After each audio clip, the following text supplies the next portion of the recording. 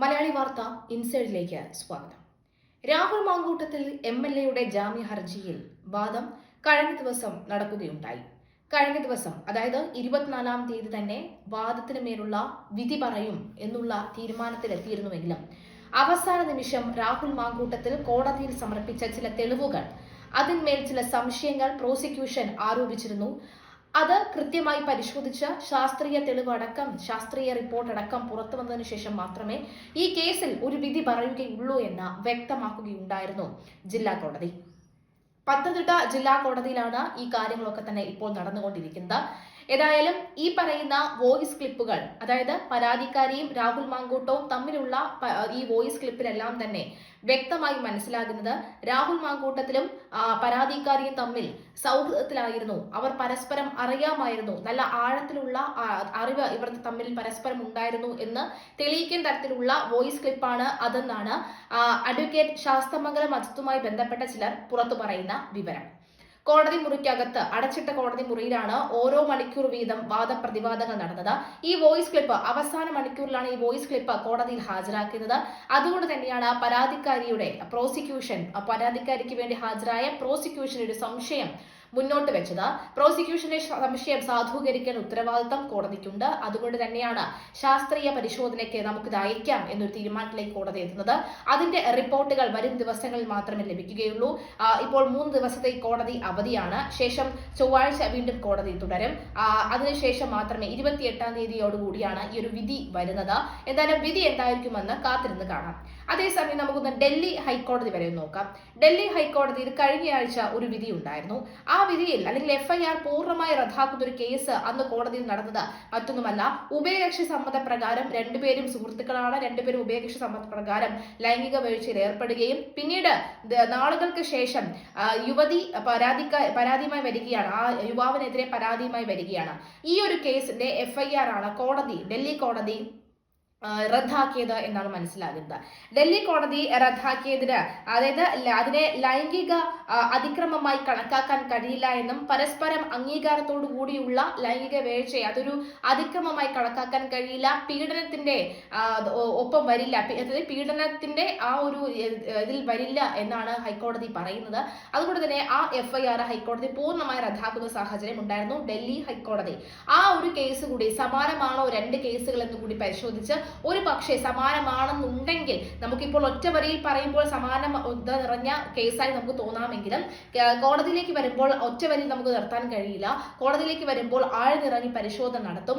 ആ 2 കേസുകളും ഒന്നാണെന്നുണ്ടെങ്കിൽ സമാനമായ വിധി, അതായത് ഡൽഹി ഹൈക്കോടതിയിൽ ഉണ്ടായ സമാനമായ വിധി ഇങ്ങ് പത്തനംതിട്ട ജില്ലാ കോടതിയിൽ ഉണ്ടാകുമോ എന്ന് കാത്തിരുന്ന് കാണാം. ഏതായാലും ഹൈക്കോടതിയിൽ അങ്ങനെ ഒരു അപ്രതീക്ഷിത നീക്കം ഉണ്ടായിരുന്നു. മുൻപ് സുപ്രീം കോടതിയിലും സമാനമായ രീതിയിൽ കേസുകൾ ഉണ്ടായിരുന്നു എന്ന വാദത്തിനിടയിൽ ശാസ്തമംഗലം അജിത്കുമാർ നിരത്തിയിരുന്നു. എന്നാൽ അതുപോലെയല്ല ഇത് എന്ത് രീതിയിലുള്ള കാര്യങ്ങളാണ് പ്രോസിക്യൂഷൻ പറയുന്നത്. മാത്രമല്ല ഫെനി നയനാന്റെ ഒരു മൊഴിയും ഫെനി നയന നൽകിയ തെളിവുകളും ഒരു പക്ഷെ പരാതിക്കാരിക്കെതിരെ വരാനുള്ള സാധ്യതയും ഉണ്ട് എന്നാണ് മനസ്സിലാകുന്നത്.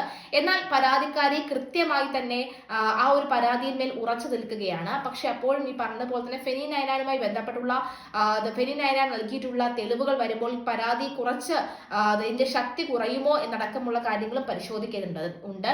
എന്തായാലും ഈ പരാതി കെട്ടിച്ചമച്ചതാണെന്നും അതുപോലെ തന്നെ ബന്ധം ഉഭയകക്ഷി സമ്മതപ്രകാരമാണെന്നും ഈ യുവതിയാണ് മുറി ബുക്ക് ചെയ്തതെന്നും വിവാഹിതയായിരുന്നു എന്ന് അറിഞ്ഞില്ല എന്നുമുള്ള വാദങ്ങളാണ് ശാസ്തമംഗലം അജിത്ത കോടതിയിൽ വാദിച്ചത്.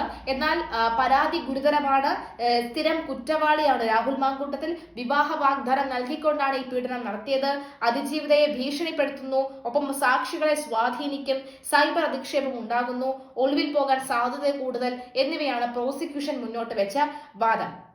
എന്തായാലും ഇലക്ട്രോണിക് ഡിവൈസുകൾ വഴിയുള്ള തെളിവുകളാണ് നൽകിയിട്ടുള്ളത്. ഒപ്പം അതുപോലെ തന്നെ SHOയ്ക്ക് മുന്നിലാണ് ഈ പരാതിക്കാരി മൊഴി നൽകിയിട്ടുള്ളത്. ഈ പരാതിക്കാരി മൊഴിയിൽ ഒപ്പിട്ട് നൽകിയിട്ടില്ല. അതുമായി ബന്ധപ്പെട്ട വാദങ്ങളുണ്ട്. ഒരുപക്ഷെ 28-ാം തീയതി രാഹുൽ മാങ്കൂട്ടത്തിന് ജാമ്യം ലഭിക്കാനുള്ള സാധ്യത വളരെ കൂടുതലാണ് എന്നാണ് മുൻ റിട്ടയർഡ് SP ആയ ജോർജ് ജോസഫ് അടക്കമുള്ളവരുടെ നിരീക്ഷണം നമുക്ക് വായിക്കുമ്പോൾ മനസ്സിലാകുന്ന ഒരു കാര്യം. മാത്രവുമല്ല അദ്ദേഹം പറയുന്ന മറ്റൊരു കാര്യം എന്ന് പറയുന്നത് പറയുന്നത്. ഇനി അഥവാ ഈ വോയിസ് ക്ലിപ്പ് എന്തായാലും ഈ അവസാന നിമിഷം വോയിസ് ക്ലിപ്പ് ക്രിയേറ്റ് ചെയ്ത് ഫാബ്രിക്കേറ്റഡ് ആയിട്ട് ക്രിയേറ്റ് ചെയ്ത് ഒരു കാരണവശാലും രാഹുൽ മാങ്കൂട്ടത്തിൽ കോടതിയിൽ ഹാജരാക്കില്ല. കാരണം ഈ ഒരു ഘട്ടത്തിൽ തീർച്ചയായും ഇത്തരമൊരു വോയിസ് ക്ലിപ്പ് കോടതിയിൽ ഹാജരാക്കുമ്പോൾ മറുഭാഗത്ത് നിന്നും, അതായത് പരാതിക്കാരുടെ പ്രോസിക്യൂഷന്റെ ഭാഗത്ത് നിന്നും ഇതിന്റെ ശാസ്ത്രീയത അല്ലെങ്കിൽ ഇതിന്റെ ഈ സുതാര്യത എത്രത്തോളമാണ് എന്ന് മനസ്സിലാക്കാനായി ശാസ്ത്രീയ തെളിവ് വേണമെന്ന ഒരു ആവശ്യം എടുത്ത് ഉന്നയിക്കുമെന്ന് വ്യക്തമായി അവർക്കറിയാം. അതുകൊണ്ട് തന്നെ ഒരു ഫാബ്രിക്കേറ്റഡ് ആയിട്ടുള്ള ഒരു വോയിസ് ക്ലിപ്പ് ആയിരിക്കില്ല ഇപ്പോൾ സമർപ്പിച്ചത് എന്നാണ് പലരും നിരീക്ഷിക്കുമ്പോൾ മനസ്സിലാക്കുന്നത്. കാരണം ഇതൊരു ഫാബ്രിക്കേറ്റഡ് ആണ് വോയിസ് എന്ന് ശാസ്ത്രീയ പരിശോധനയിൽ തെളിയുകയാണെങ്കിൽ അത് കൂടുതൽ രാഹുൽ മാങ്കൂട്ടത്തിന് കൂടുതൽ കുരുക്കായി മാറുകയുള്ളൂ എന്നാണ് പറയുന്നത്. മാത്രമല്ല അത് മറ്റ് കേസുകളിൽ കൂടി, ഇപ്പോൾ നിലനിൽക്കുന്ന ആദ്യത്തതും രണ്ടാമത്തതുമായിട്ടുള്ള മറ്റ് കേസുകളിൽ കൂടി അത് രാഹുൽ മാങ്കൂട്ടത്തിനെതിരെ ബാധിക്കാനുള്ള സാധ്യത വളരെ കൂടുതലാണ്. കാരണം സ്ഥിരം കുറ്റവാളിയാണ് എന്നുള്ള പേര് ഇപ്പോൾ വീണ്ടിരിക്കുകയാണ്. കാരണം ഒന്നാമത്തെ കേസ്, രണ്ടാമത്തെ കേസ്, മൂന്നാമത്തെ കേസ്, അങ്ങനെ 3 കേസുകളിലും സമാന സ്വഭാവത്തിലുള്ള ഒരു നീക്കമാണ് രാഹുൽ മാങ്കൂട്ടത്തിൽ നടത്തിയിരിക്കുന്നത്. അതുകൊണ്ട് തന്നെ ഈ ഒരു കേസുകളിലൊക്കെ തന്നെ പരിഗണിക്കുമ്പോൾ അവസാനം സമർപ്പിച്ചിരിക്കുന്ന ഒരു വോയിസ് ക്ലിപ്പ് അത് ഫാബ്രിക്കേറ്റഡ് ആവാനുള്ള സാധ്യത വളരെ കുറവാണെന്ന് നിരീക്ഷണവും വരുന്നുണ്ട്. ഏതായാലും 28-ാം തീയതി തീർച്ചയായും രാഹുൽ മാങ്കൂട്ടത്തിന് ജാമ്യം കിട്ടാനുള്ള സാധ്യത വളരെ കൂടുതലാണ് എന്ന് തന്നെയാണ് പലരും നിരീക്ഷണങ്ങൾ മുന്നോട്ട് വെക്കുന്നത്. തീർച്ചയായും ഡൽഹി ഹൈക്കോടതിയിലെ ഈ ഒരു കേസ്, അതിൽ FIR റദ്ദാക്കിയ ഈ ഒരു കേസ് അത് കോടതിയിൽ പരാമർശം നടക്കമുള്ള കാര്യങ്ങൾ കാത്തിരുന്ന് കാണാം. ഏതായാലും റിട്ടയർഡ് SP ജോർജ് ജോസഫ് സാറിന്റെ ഒരു പ്രധാനപ്പെട്ട ആ ഒരു നിരീക്ഷണം നമുക്കൊന്ന് കേൾക്കാം. എന്നാൽ സുപ്രധാനമായ ഒരു വിധി ശാസ്ത്രമംഗലം അജിത്തിൻ്റെ വാദഗതികളെ അനുബന്ധിച്ച് അതേ രീതിയിൽ തന്നെയുള്ള ഒരു വിധി വന്നിരിക്കുന്നു ഡൽഹി സുപ്രീം കോടതിയിൽ. കഴിഞ്ഞ ദിവസം അവിടെ ഇതുപോലെ റേപ്പ് ചെയ്തു എന്ന് പറഞ്ഞ് ആരോപിച്ച ഒരു കേസിൻ്റെ FIR ഡൽഹി ഹൈക്കോടതി ക്വാഷ് ചെയ്ത് കളഞ്ഞു, റദ്ദ് ചെയ്തു എന്നുള്ളതാണ്. അതിനകത്ത് ചില കാര്യങ്ങൾ ഹൈക്കോടതി പറഞ്ഞിരിക്കുന്നത്, കാരണം ആ FIR റദ്ദ് ചെയ്യാനുള്ള കാരണം പറഞ്ഞിരിക്കുന്നത് പരസ്പര ബന്ധത്തോടെയുള്ള അല്ലെ പരസ്പര അംഗീകാരത്തോടു കൂടിയുള്ള ഒരു വീഴ്ചയാണത്. ആ കേസിനകത്ത് അങ്ങനെയാണ്. അത് റേപ്പിൻ്റെ പരിധി വരില്ല, ലൈംഗിക അതിക്രമം ആയിട്ട് പരിഗണിക്കാൻ കഴിയില്ല. രണ്ടുപേരും സുഹൃത്തുക്കളാണ്, അടുപ്പമാണ്, പരസ്പര സഹകരണത്തോടെയാണ് അവർ എല്ലാ കാര്യവും ചെയ്യുന്നത്, പെരുമാറുന്നത്. അതിനുശേഷം ആ ബന്ധം വഷളായപ്പം വീണ്ടും ഇതുപോലെ ലൈംഗിക ആരോപണം പറയുന്നത് ശരിയല്ല. പരസ്പര ബന്ധത്തോടെയുള്ള ബന്ധം തകരുമ്പോൾ അതൊരു പീഡനമായിട്ട് കൊണ്ടുവരുന്നത് ശരിയല്ല എന്ന് പറഞ്ഞിട്ടാണ് FIR ക്വാഷ് ചെയ്ത് കളഞ്ഞത്, FIR റദ്ദ് ചെയ്തു. അതുതന്നെയാണ് ഇവിടെ നടന്നത്. അതുകൊണ്ട് രാഹുൽ മാങ്കൂട്ടത്തിന് തീർച്ചയായിട്ടും ആ FIRൻ്റെ ബലത്തിൽ റിമാൻഡ് ചെയ്യാൻ കഴിയില്ല. അവരുടെ മൊഴിയുടെ FISൻ്റെ ബലത്തിൽ